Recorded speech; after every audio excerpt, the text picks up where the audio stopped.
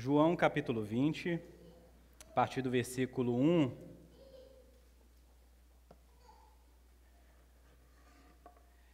Diz assim: No primeiro dia da semana, de madrugada, quando ainda estava escuro, Maria Madalena foi ao túmulo e viu que a pedra da entrada tinha sido removida. Então correu e foi até onde estava Simão Pedro e o outro discípulo a quem Jesus amava, e disse-lhes: Tiraram o Senhor do túmulo, e não sabemos onde o colocaram. Com isso, Pedro e o outro discípulo saíram e foram até o túmulo. Ambos corriam junto, mas o outro discípulo correu mais depressa do que Pedro e chegou primeiro ao túmulo. E abaixando-se, viu os lençóis de linho, mas não entrou. Simão Pedro, seguindo, chegou e entrou no túmulo. Ele também viu os lençóis, e o lenço que tinha estado sobre a cabeça de Jesus, e que não estava com os lençóis, mas enrolado num lugar à parte. Então o outro discípulo, que havia chegado primeiro ao túmulo, também entrou. Ele viu e creu, pois ainda não tinha compreendido a Escritura, que era necessário que ele ressuscitasse dentre os mortos. E os discípulos voltaram outra vez para casa. Maria, no entanto, permanecia junto à entrada do túmulo, chorando. Enquanto chorava, abaixou-se o olho para dentro do túmulo e viu 2 anjos vestidos de branco, sentados onde o corpo de Jesus tinha sido colocado, um à cabeceira e outro aos pés. Então eles perguntaram: Mulher, por que você está chorando? E ela respondeu: Porque levaram o meu Senhor e não sei onde puseram. Depois de dizer isso, ela se virou para trás e viu Jesus em pé, mas não reconheceu que era Jesus.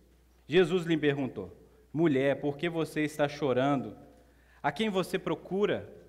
Ela, supondo que ele fosse o jardineiro, respondeu: Se o Senhor o tirou daqui, diga-me onde o colocou, e eu o levarei.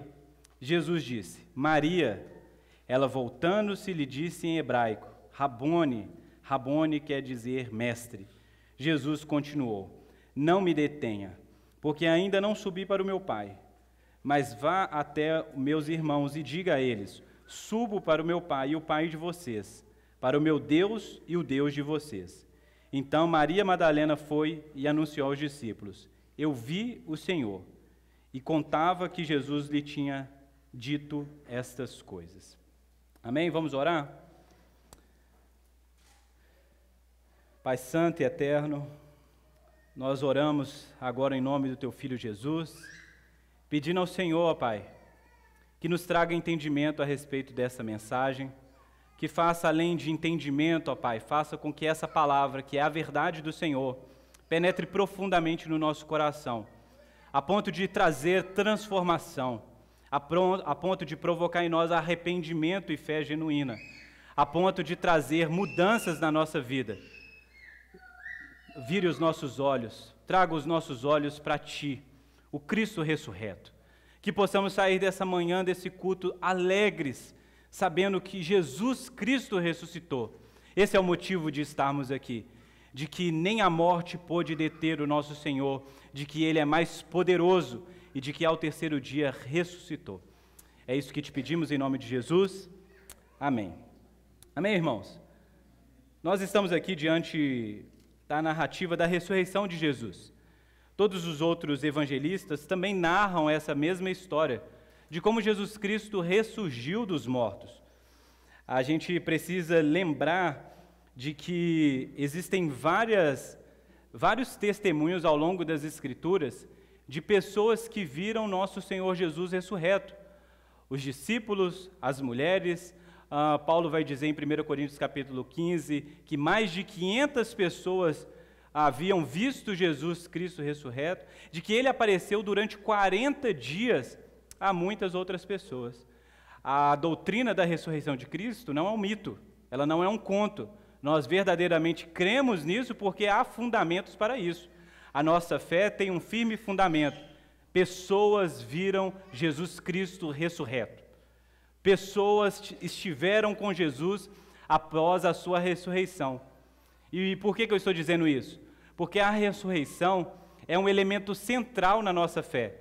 Nós não cremos apenas em um estudo, em um camponês que falava bonito ou que realizava alguns milagres e que teve o seu período de vida ali determinado por alguns anos. Nós cremos que o Verbo se fez carne e habitou entre nós, e o Verbo era Deus. E o Verbo, sim, foi à cruz pelos nossos pecados, mas não permaneceu lá.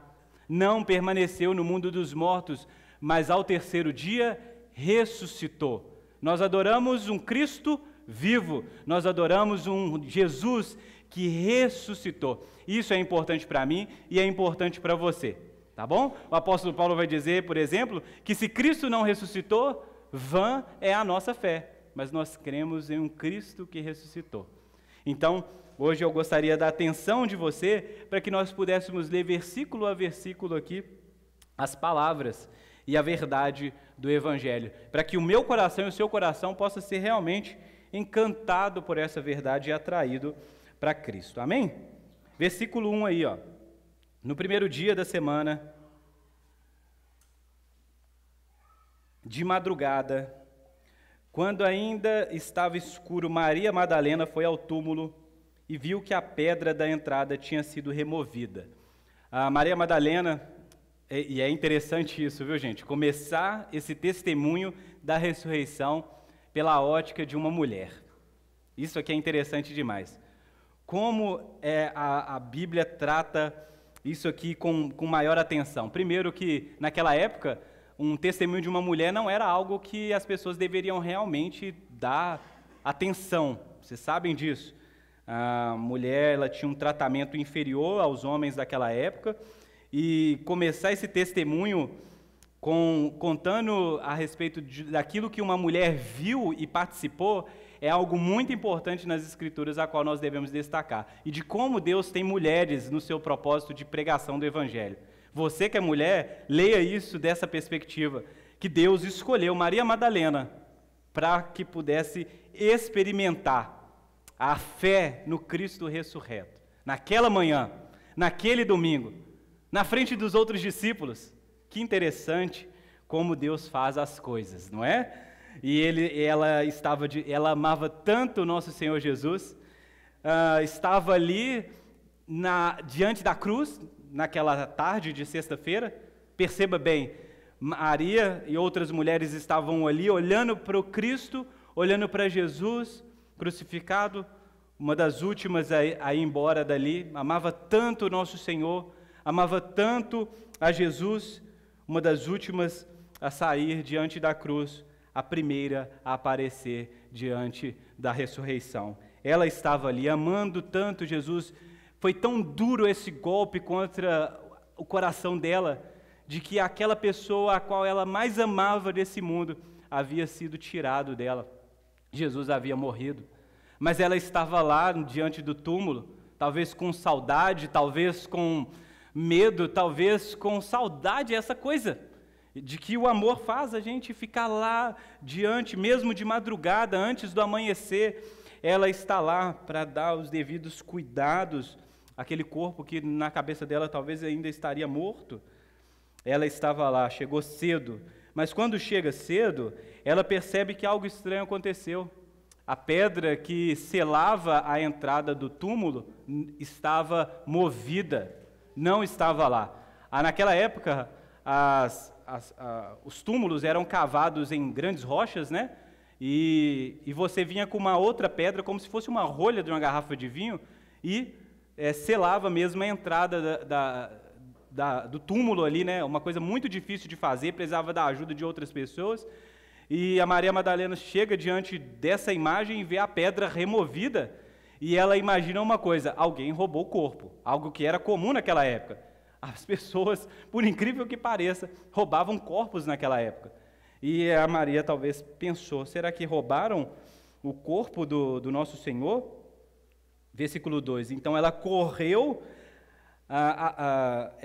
e foi até onde estavam Simão, Pedro e o outro discípulo, a quem Jesus amava, e disse-lhes: tiraram o Senhor do túmulo e não sabemos onde o colocaram. Então ela é a primeira a ver a pedra removida, e a primeira coisa que ela faz é o seguinte: eu preciso dizer isso para alguém. Eu preciso contar isso para Pedro e os outros discípulos.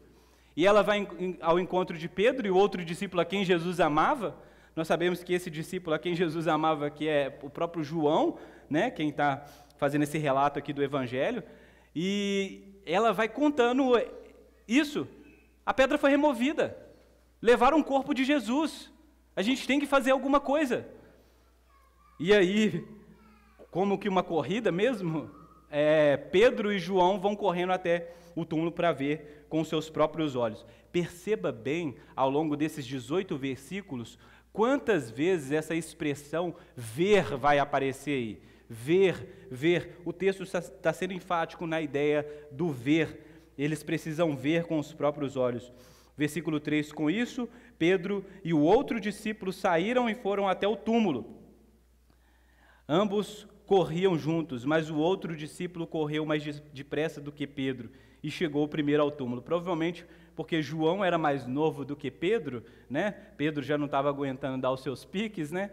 E aí João chegou primeiro, ganhou na velocidade, e quando ele chegou no túmulo, ele abaixando-se, versículo 5, viu os lençóis de linho, mas não entrou. Espera aí rapidão, alguma coisa aconteceu. Os lençóis que eram usados para cobrir Jesus estavam lá. Lençóis de linho. Lençóis de linho. Algo que tinha certo valor naquela época. Alguma coisa que era feita com linho tinha valor. Uma pessoa que roubou um corpo, por acaso, não roubaria também o lençol? Os panos de linhos que estavam ali? Algo precioso, valioso? Talvez Jesus não foi roubado, o corpo dele não foi roubado.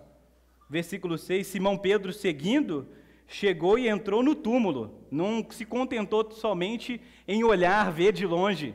Ele entrou no túmulo, marcando talvez essa característica de Pedro, um pouco mais impulsiva, desafiador, eu preciso ver, eu preciso ir lá.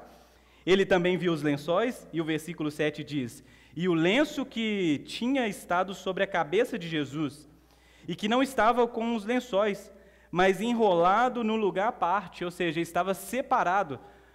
Era usado um lençol para cobrir o corpo e um lenço para cobrir a cabeça, como foi coberto a cabeça de Lázaro, mas esse lenço que foi usado para cobrir a cabeça estava dobrado em um lugar à parte, né? Daí vai surgir algumas especulações a respeito daquela emblemática situação em que uma pessoa estava no jantar, não é isso?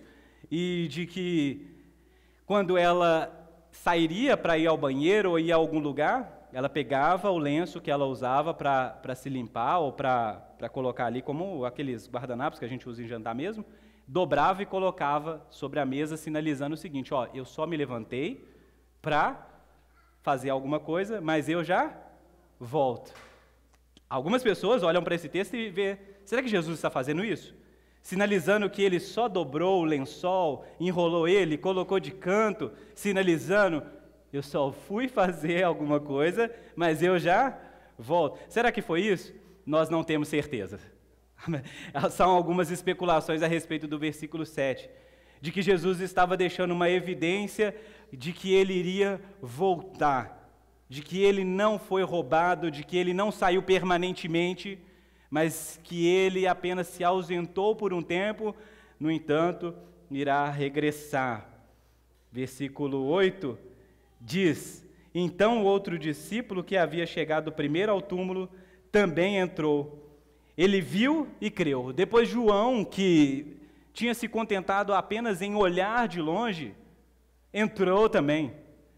Quando ele viu, ele creu. Então, quando ele viu realmente que não havia sido um furto de um cadáver, mas que realmente havia ali algo sobrenatural, de que Cristo, e toda a Escritura, é isso que nós vamos ver no próximo versículo, que a Escritura apontava para a ressurreição de Cristo, quando ele vê as evidências ali, que o lençol, o lenço estava ali, ele vê e crê. Versículo 9 continua, pois ainda não tinha compreendido as Escrituras, que era necessário que ele ressuscitasse dentre os mortos. Onde está essa Escritura, né? Nós lemos hoje o Salmos capítulo 16, e no Salmos capítulo 16, uns salmos profético, messiânico, que diz a respeito de que o Messias não experimentaria corrupção, de que ele não seria deixado no mundo dos mortos, Deus não o abandonaria ali. Parece que, de alguma maneira, João faz a associação entre os Salmos e a realidade, e consegue perceber na ressurreição de Jesus o cumprimento das Escrituras, coisa que até agora ele não havia entendido, apesar de Jesus muitas vezes já ter falado sobre a sua morte e ressurreição. Mas aqui se torna algo claro para João. Aqui ele começa a crer, porque ele vê, ele consegue crer.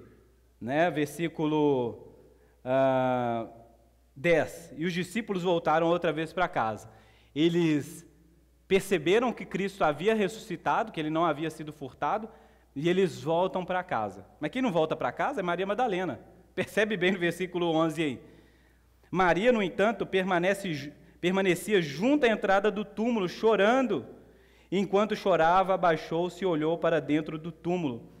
E viu 2 anjos vestidos de branco, sentados onde o corpo de Jesus tinha sido colocado, um à cabeceira e outro aos pés. Então eles perguntaram: mulher, por que você está chorando? Imagine só que, por enquanto, João e Pedro têm esse entendimento de que Jesus ressuscitou, mas eu não sei se eles não deu tempo de conversar ali no meio do caminho, voltam para casa. Aconteceu alguma coisa, e Jesus não foi furtado, os lenços estão lá, alguma coisa aconteceu.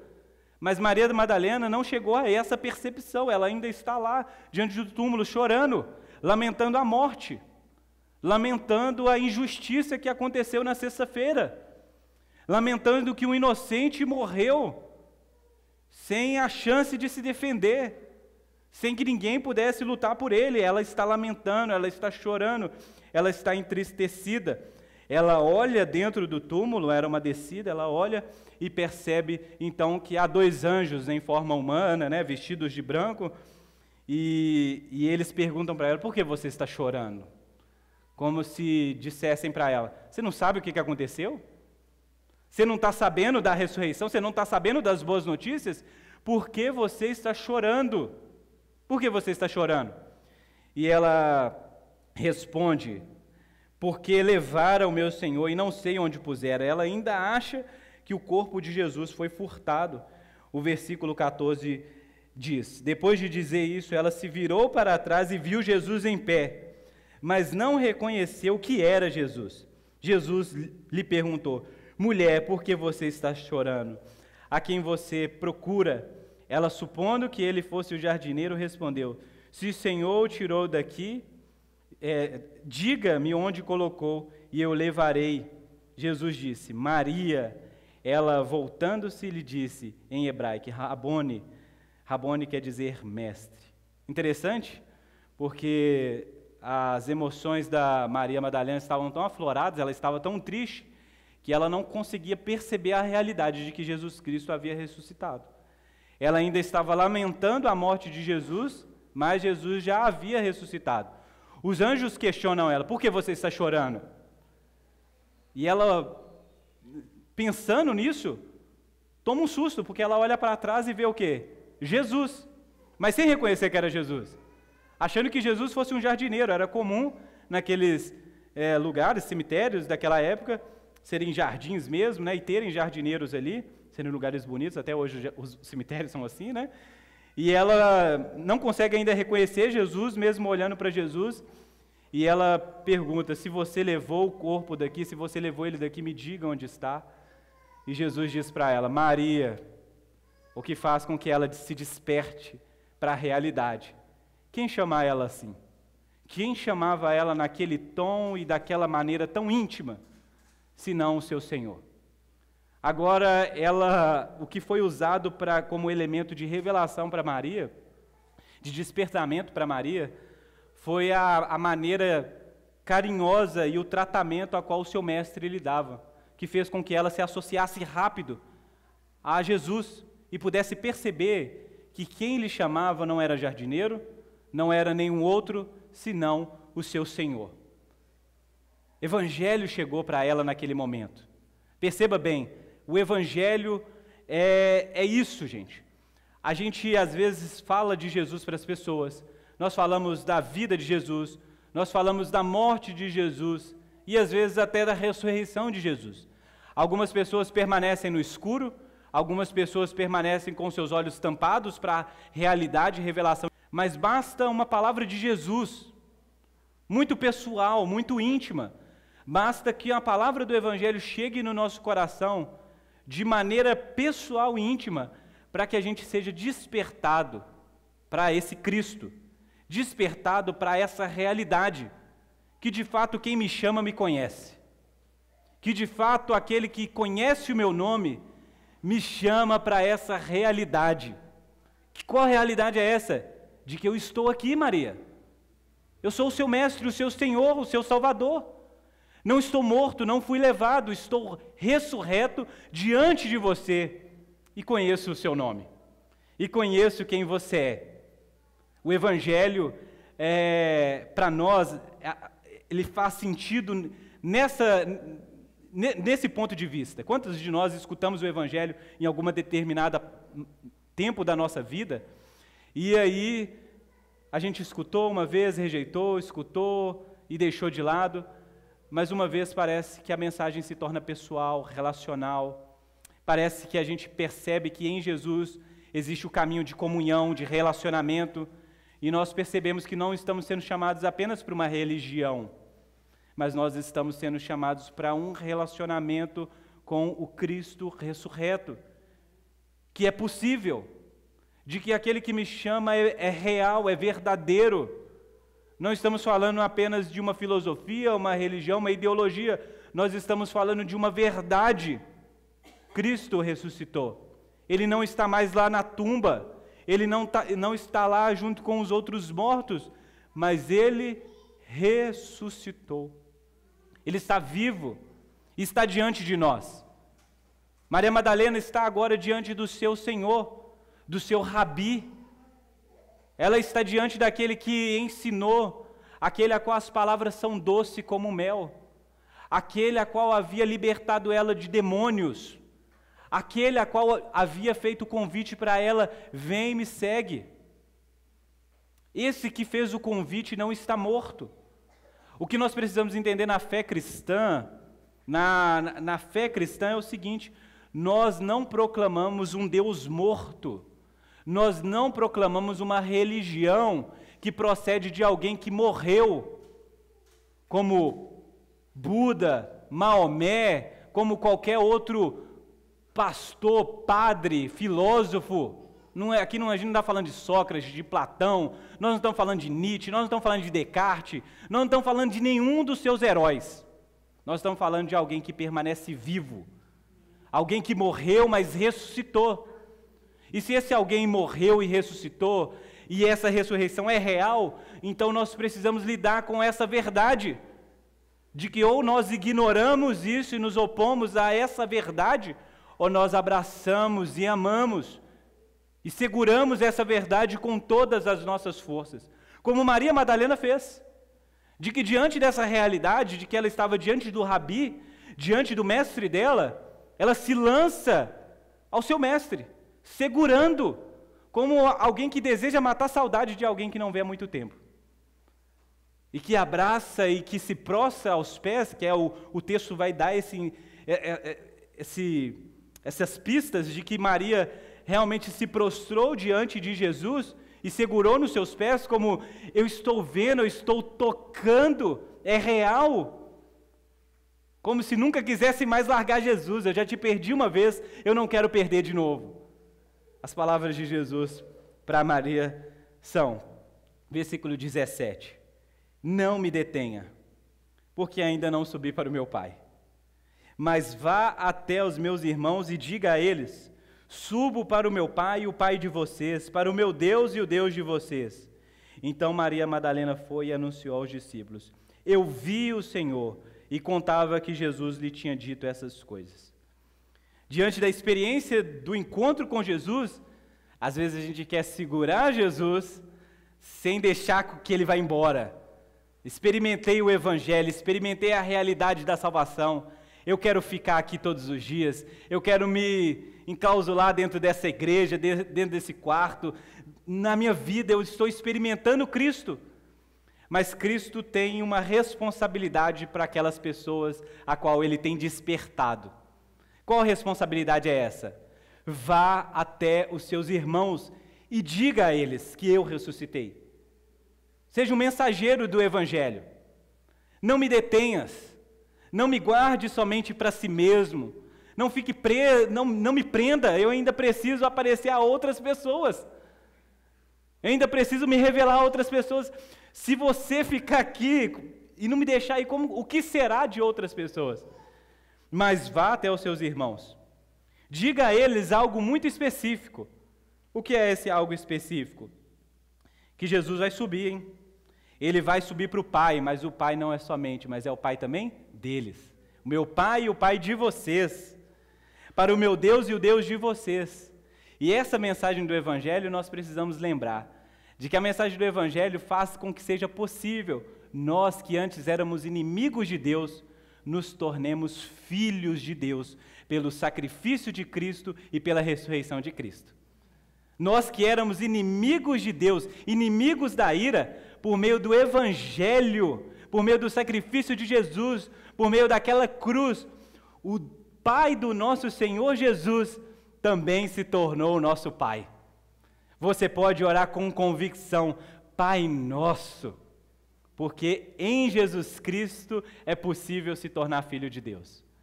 Esse Pai de Jesus Cristo é também o seu Deus, é o Deus de Jesus, mas é o seu Deus. Agora você tem Deus, agora você tem Deus. Você pode orar assim, Pai Nosso, Deus meu, Deus nosso. Agora você também pertence a essa família de Deus. Então Maria Madalena foi e anunciou aos discípulos, eu vi o Senhor, e contava que Jesus lhe tinha dito essas coisas. A ressurreição é algo central na fé cristã, a ressurreição deve estar quando nós pregamos o Evangelho, a ressurreição é elemento que dá vida para tudo aquilo que nós pregamos. Se Cristo ressuscitou, significa que tudo aquilo que Ele disse é verdade. Se Cristo ressuscitou mediante as Escrituras, significam que as Escrituras são verdadeiras e dignas de atenção. Se Cristo ressuscitou, então essa é a verdade absoluta que deve regir a nossa vida e as nossas verdades. É por isso que a gente precisa ver, olhar, explorar o Evangelho. É por isso que você é convidado, domingo após domingo, vir no culto, olhar nas Escrituras, nos mais lugares assim diversos que existem nelas, e buscar essa experiência, não com Cristo morto, mas com Cristo ressuscitado. Os anjos dizem, por que vocês choram? Mas as Escrituras dizem, ele vive. Os profetas dizem, ele vive. E nós precisamos dar tamanha atenção a essa realidade, de que Cristo vive, e a nossa pregação não é vã, a nossa pregação não é mentirosa. Se Ele vive e ressuscitou, significa que aquelas promessas e aquelas profecias que ainda não se cumpriram, irão se cumprir, porque o testemunho de Cristo é verdadeiro. Amém?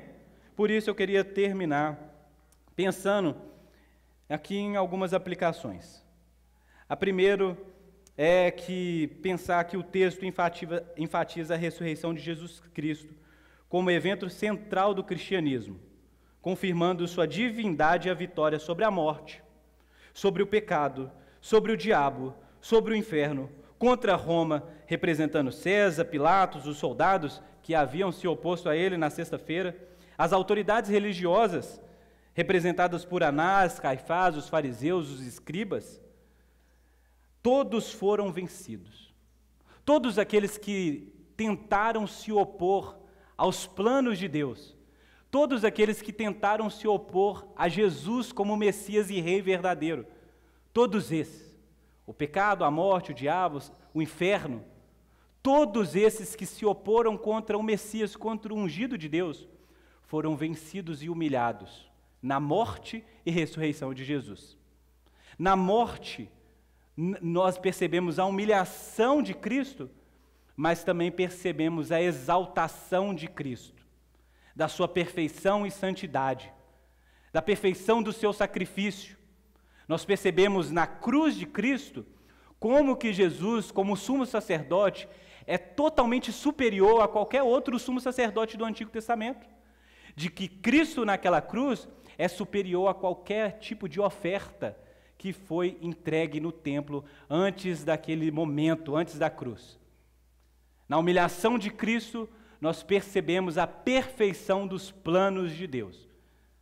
Mas Cristo não permaneceu morto, Ele ressuscitou.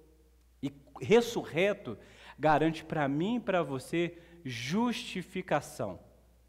A declaração de que pelo sangue de Jesus, pela sua morte, pela sua condenação, nós podemos ter paz com Deus, como nós cantamos aqui nessa manhã.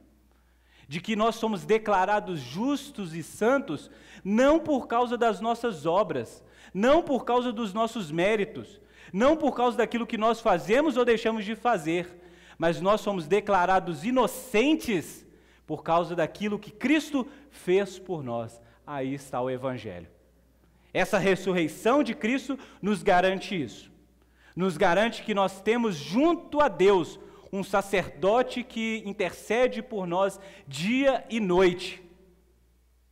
De que nós podemos adorar a Deus com uma livre consciência de que os nossos pecados foram perdoados. Você está entendendo? Nós declaramos, Deus está aqui.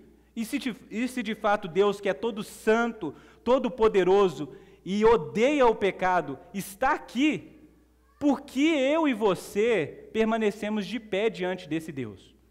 Não somos fulminados pela sua glória. Nós cantamos, vem a tua glória, manifesta a tua santidade. E por que eu e você não somos fulminados? Porque há o sangue de Jesus que nos livra da condenação, que nos lava do pecado.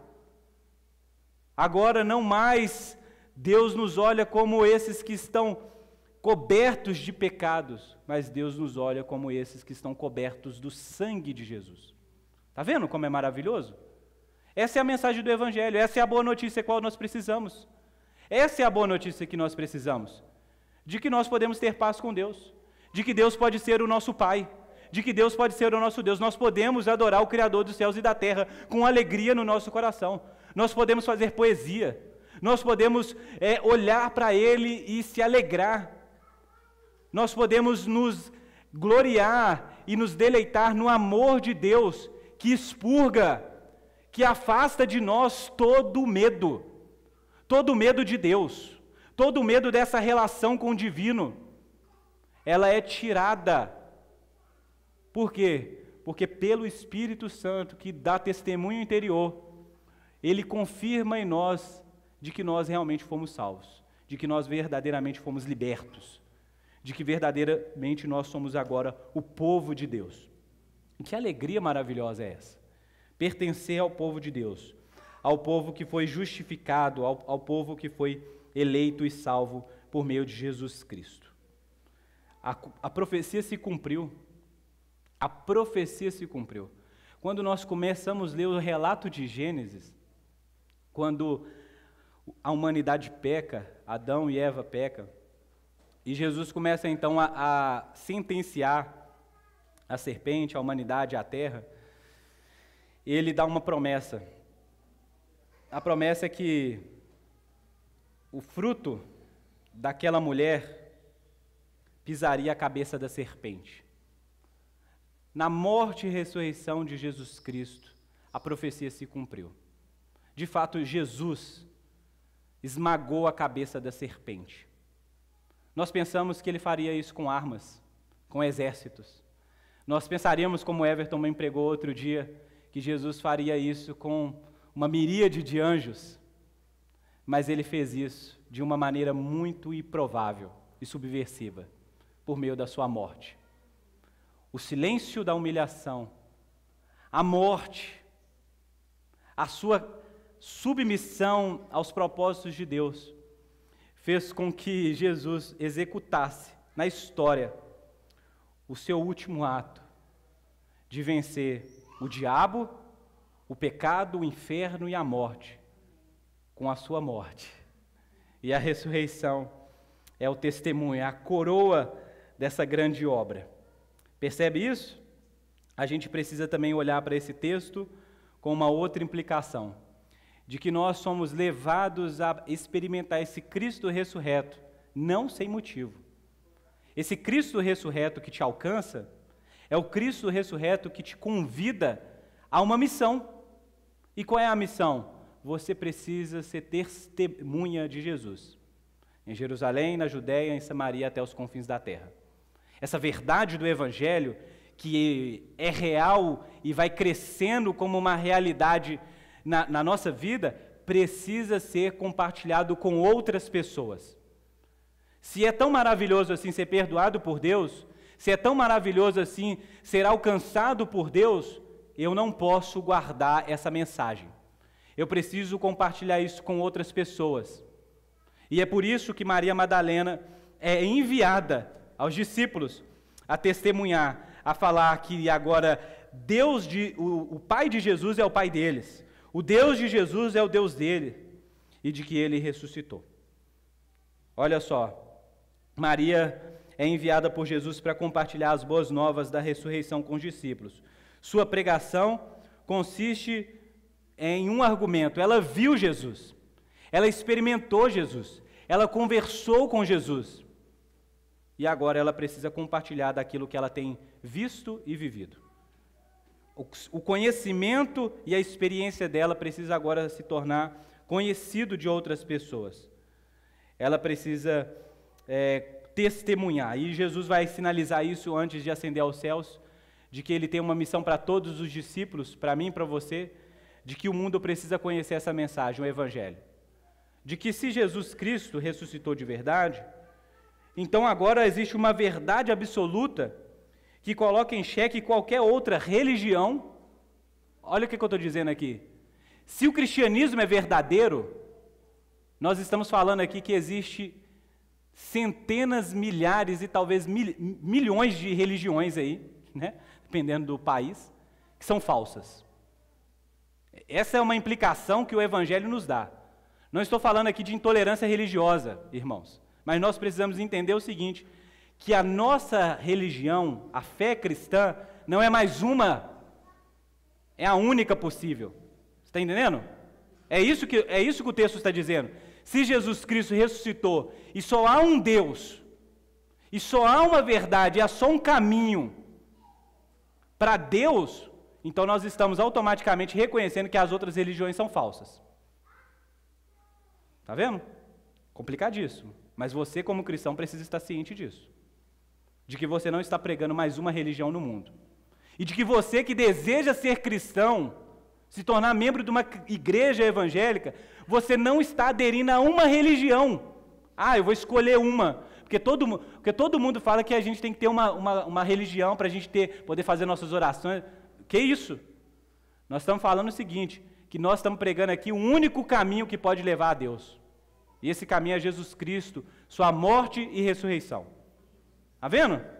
Então nós colocamos em xeque todas as outras. Não estou falando de intolerância religiosa. Cada um é livre para ter a sua religião. Mas o que nós proclamamos é o seguinte, para que as pessoas abandonem o caminho de falsidade, de mentira. Um caminho para um Deus falso. Só existe um caminho, e esse caminho se chama Jesus Cristo. Qualquer outro tipo de verdade, seja filosofias e ideologias de mundo, nós estamos falando aqui de cosmovisão. Nós estamos falando o seguinte, que existem muitas teorias da vida, de felicidade, de propósito, de segurança, de mundo perfeito, de paz, de alegria, de identidade. Nós temos diversas teorias, ideologias, filosofias sobre isso no mundo. Você vai para uma faculdade, você vai aprender vários pensamentos teóricos lá, não é um problema você fazer isso. Não é um problema isso. Qual que é o problema? É você pegar qualquer uma dessas ideias que são culturais, que são do nosso tempo, seja aqui no Brasil, seja lá no Paquistão, em qualquer outro lugar do mundo, uma ideologia de vida, uma teoria de shalom, uma teoria de paz, de prosperidade, de sucesso, de criação de filho, de sociedade. Está vendo? Qual que é o problema? você pegar qualquer uma dessas coisas e equiparar isso à verdade do Evangelho. Não vai dar. Ou o Evangelho é a verdade a qual norteia a sua vida e seu coração, ou então você também está no engano. E você precisa se arrepender e crer no Evangelho. Porque agora nós cremos numa nova realidade. Uma realidade que transcende o visível e o invisível. Ela mescla essas duas realidades. Na ressurreição de Jesus Cristo, o céu invade a terra com perfeição e glória. Aquele que habita, olha só, e pensar nessa loucura é uma coisa muito interessante, que agora na eternidade, nesse invisível a qual nós não olhamos com os nossos olhos, nós não conseguimos ver, há um corpo material igual o seu aí, para que a realidade espiritual possa habitar essa realidade natural e física e visível sua aí. Então nós estamos falando que o mundo foi colocado de cabeça para baixo da ressurreição de Jesus. De que agora nós julgamos a realidade não a partir daquilo que nós vemos, ou das contas matemáticas, científicas ou filosóficas. Nós analisamos a realidade e julgamos a realidade, o que é bom, o que é mal, o que é certo, o que é bonito, o que não é, a partir da ressurreição de Jesus Cristo, levando em consideração que essa é a verdade. Que Ele é a verdade, que essa é uma realidade a qual muitos de nós não experimentamos, mas poderemos experimentar na fé em Jesus Cristo, na segunda vinda do nosso Senhor Jesus. Está vendo? Então, assim, vale a pena você colocar o seu coração em teorias, em ideologias, em religiões, em qualquer outra coisa que não é a palavra de Deus, especificamente Jesus Cristo? Vale a pena? Vale a pena você pegar um livro e falar, agora esse livro aqui é o meu guia de vida, meu guia de felicidade, vai guiar meu casamento, vai guiar minha criação de filho. Vale a pena isso?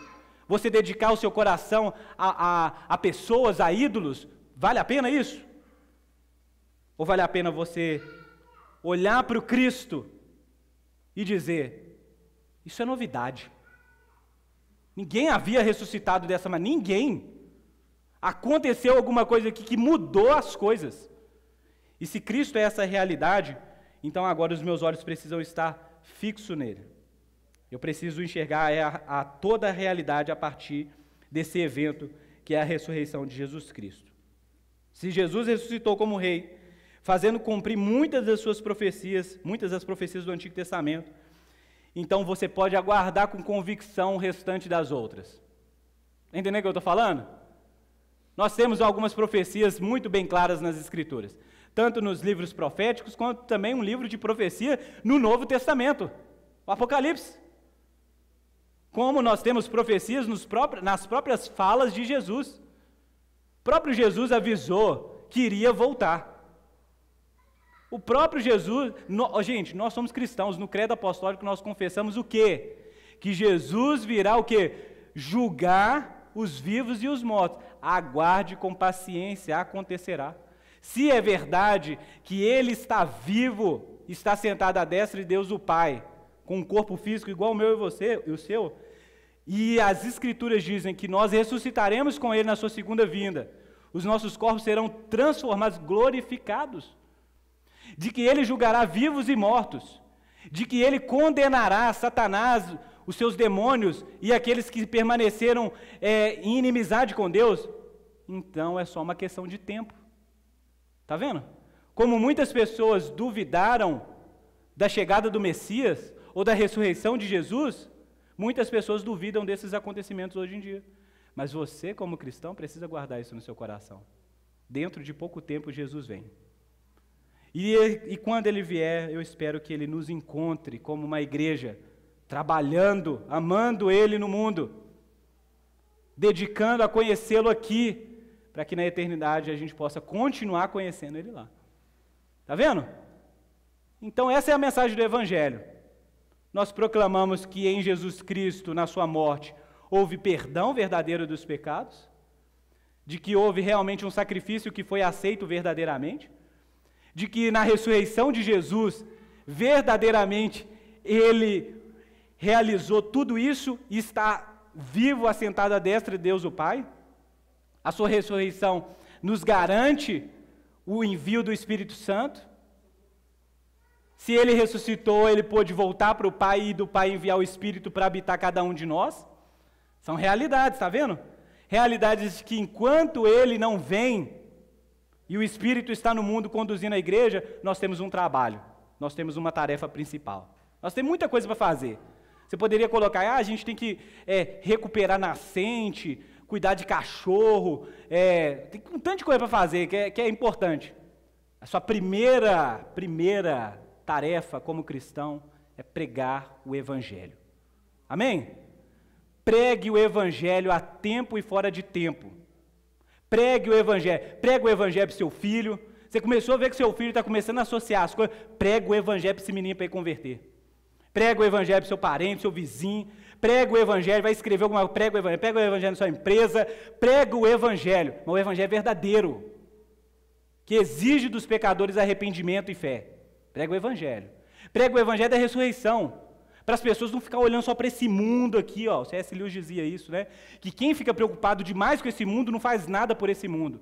Mas quem olha para a eternidade é relevante para esse mundo e faz muito por esse mundo.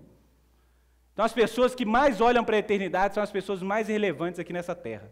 Mas as pessoas que olham mais para essa terra são as pessoas mais irrelevantes possíveis. Está vendo? Então é esse o convite que eu quero te fazer. Para que você possa depositar a sua fé em Jesus Cristo. Como aquele que morreu e ressuscitou dentre os mortos. Como aquele que te convida para uma missão, para uma tarefa, para um trabalho de proclamar o Evangelho em todos os lugares desse mundo. Amém? Que a gente possa assumir esse compromisso diante de Deus. Amém? Coloca de pé para a gente orar.